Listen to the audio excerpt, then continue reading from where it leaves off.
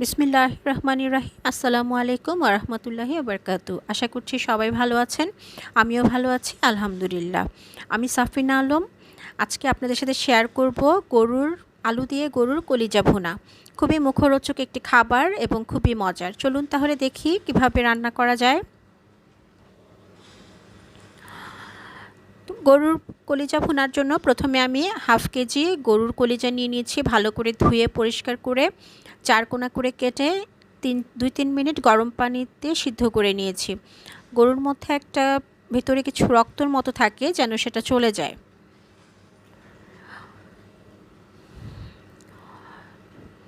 তো একটা প্যান বসিয়ে দিলাম চুলায়, আর সেখানে আমি কোয়ার্টার কাপের মতো তেল দিয়ে দিয়েছি। পরে যদি তেল লাগে তাহলে আমি আরেকটু দিয়ে দিব, আর কোয়ার্টার কাপ পেঁয়াজ কুচি দিয়ে দিলাম। এই পেঁয়াজটাকে আমি বেরেস্তা করে নিব।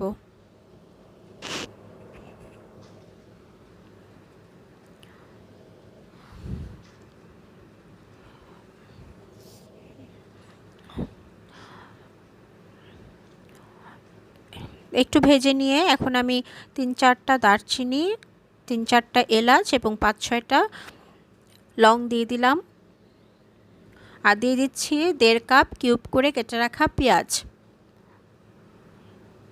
তো একটু নেড়ে চেড়ে নেই। পেঁয়াজটা 1 মিনিটের মতো ভেজে এখানে একটু পানি দিয়ে দিব, যেন পুড়ে না যায়। এই যে দেখতে পাচ্ছেন, একটু পানি দিয়ে দিচ্ছি। তো প্রথমেই বলে নিচ্ছি, যদি আমার রেসিপিটা আপনাদের কাছে ভালো লাগে তাহলে চ্যানেলটি সাবস্ক্রাইব করে পাশে থাকা ছোট্ট বেল বাটনটি ক্লিক করে রাখবেন। এবং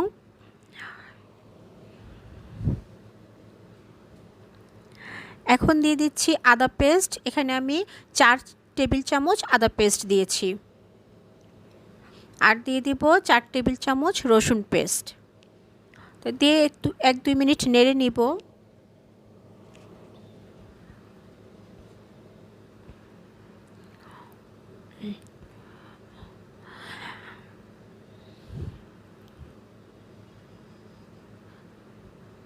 এখন আমি গুঁড়ো মশলাগুলো দিয়ে দিব।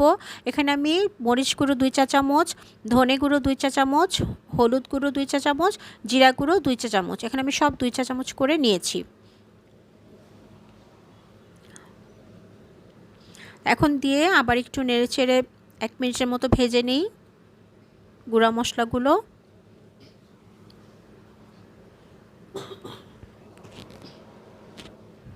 তো একটু পানি দিয়ে দিচ্ছি যেন মশলাগুলো পুড়ে না যায়।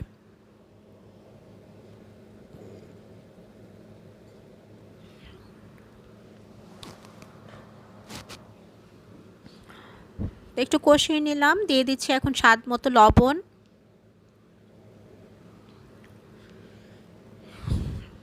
তারপর দিয়ে দিচ্ছি 1 চা চামচ গরম মশলার গুঁড়া। গরম মশলার গুঁড়া আর জিরার গুঁড়া আমি আবার শেষে কলিজা যখন হয়ে যাবে রান্না, তার আগেও আবার নামানোর আগে দিয়ে নিব। তো এখন কলিজাগুলো দিয়ে দিচ্ছি। আমার মশলাটা একটু কষানো হয়ে গিয়েছে। কলিজাটা দিয়ে এটাকে আমি 10 মিনিটের মতো মিডিয়াম লো আঁচে কষিয়ে নিব। কলিজা যতক্ষণ আমি কষাবো, আমি কিন্তু মিডিয়াম লো আঁচেই কষাবো, এবং সামনে দাঁড়িয়ে থেকেই কষাতে হবে, যেন মশলাগুলো পুড়ে না যায়। দাঁড়িয়ে না থাকলে কিন্তু নিচে লেগে যাবে পুড়ে, তাহলে কিন্তু পুড়ে গেলে রান্নাটা খেতে ভালো লাগবে না। হ্যাঁ, যেটা বলছিলাম, তো ছোট্ট বেল বাটনটি ক্লিক করে রাখবেন সাবস্ক্রাইব করে, যেন যখনই আমি কোনো রেসিপি দিব, ভিডিও দিব, যাতে আপনারা সবার আগে দেখে নিতে পারেন। আর যারা সাবস্ক্রাইব করেছেন তাদেরকে জানাচ্ছি অসংখ্য অসংখ্য ধন্যবাদ, আর অবশ্যই একটা লাইক দিয়ে দিবেন। তা এখন ঢেকে দিচ্ছি আমি 10 মিনিটের জন্য। ঢেকে কষালাম। প্রথমে 10 মিনিট আমি ঢাকনা খুলে কষিয়েছি, তারপর আবার 10 মিনিট আমি ঢাকনা দিয়ে ঢেকে কষিয়ে নিলাম। এখন ভালো করে নেড়ে চেড়ে দিচ্ছি, এবং এই 10 মিনিটের মধ্যে কিন্তু আবার একটু একটু করে 2-1 বার নেড়ে দিয়েছি। এখন 10 মিনিট পর আলু দিয়ে দিচ্ছি।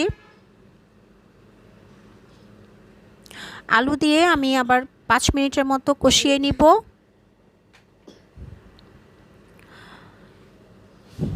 5 মিনিট মতো কষিয়ে তারপর ঢাকনা দিয়ে দিলাম।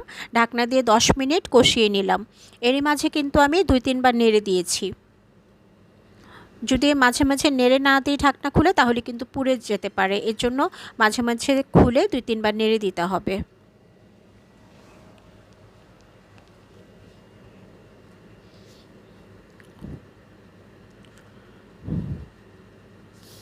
তো হয়ে গেল কষানো। এখন আমি পানি দিয়ে দিব। আমি এখানে 2 মগ পানি দিয়েছি, দেখতে পাচ্ছেন আমার মগটা একটা 250 ml এর মতো মগ হবে। 2 মগ পানি দিয়ে দিলাম। এতটুকু পানিতেই হয়ে যাবে, আর আমি কিন্তু আগেও কোনো পানি দেইনি কষানোর সময়। তো এখন মিডিয়াম লো আর হাইতে, মিডিয়াম হাই আর মিডিয়াম লোতে রেখে কিন্তু রান্নাটা করব। মিডিয়াম লোতে এটাকে আমি ঢাকনা দিয়ে 10 মিনিটের জন্য ঢেকে দিচ্ছি। 10 মিনিট পর ফিরে আসছি। তো এই যে 10 মিনিট হয়ে গেছে। 10 মিনিট পর দেখছি কেমন হয়েছে। এতটুকু হয়েছে, এখনও পুরো পানিটা টেনে যায়নি। একটু নেড়ে দিই। এখন আমি আরও 10 মিনিটের জন্য ঢেকে দিব। এই যে আবার 10 মিনিট পর ফিরে আসলাম। এখন কিন্তু পানিটা অনেক শুকিয়ে গিয়েছে, অনেকটা শুকিয়ে গিয়েছে, অলমোস্ট হয়ে গিয়েছে। এখন এখানে আমি গুঁড়া মশলা দিয়ে দিব। ওই যে বলেছিলাম গরম মশলার গুঁড়া আর জিরার গুঁড়া দিব। আবার নামানোর আগে 2 চা চামচ জিরার গুঁড়া, 2 চা চামচ গরম মশলার গুঁড়া দিয়ে দিব। আর যতটুকু এখানে একটু পানি আছে, এটা কিন্তু মরিচ আর গুঁড়া মশলাটা দেওয়ার পরে চুলায় আবার বসিয়ে রাখবো মৃদু আছে 5 মিনিট। এরই মধ্যে কিন্তু টেনে যাবে।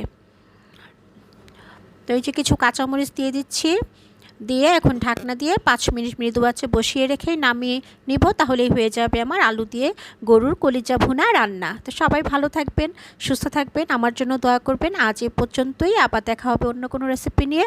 আল্লাহ হাফেজ। আসসালামু আলাইকুম ওয়া রাহমাতুল্লাহি ওয়া বারাকাতুহু।